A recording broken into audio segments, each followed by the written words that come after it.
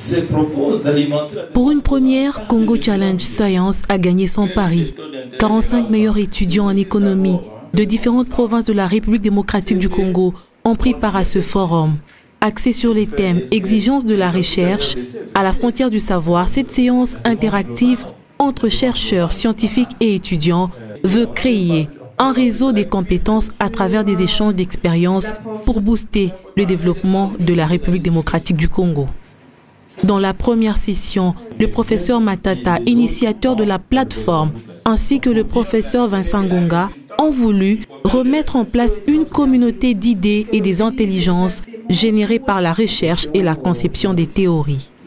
Il fallait travailler avec l'ensemble des étudiants parmi les meilleurs pour pouvoir réfléchir ensemble quelles sont les théories qui peuvent être appliquées par la République démocratique du Congo pour pouvoir créer la richesse afin de pouvoir diminuer la pauvreté. Et là, donc, nous avons vu par exemple que la théorie de John Maynard Keynes pouvait être appliquée, la théorie d'une manière générale des économistes classiques avec des aménagements par Robert Lucas pouvait être appliquée dans notre pays et permettre à ce pays de pouvoir créer des richesses. La RDC a amorcé un départ depuis la reprise de la croissance en 2002. Ça fait aujourd'hui plus ou moins 18 ans. Donc il faudrait persévérer dans cette voie.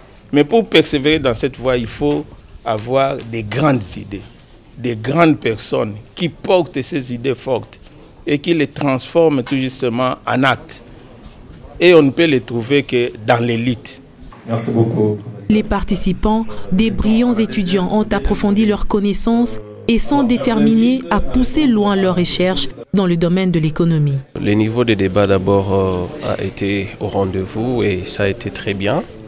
On a reçu le prof Matata, lui-même qui a déjà eu de l'expérience en matière de la gestion. Et c'est vraiment un économiste et on a pu comprendre que la recherche demande beaucoup de sacrifices.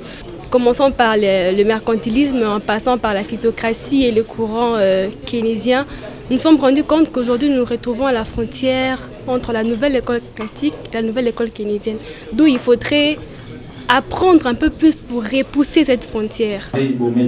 Autre objectif poursuivi par ce forum, c'est celui de placer les jalons afin que la RDC remporte un prix Nobel d'ici à 100 ans.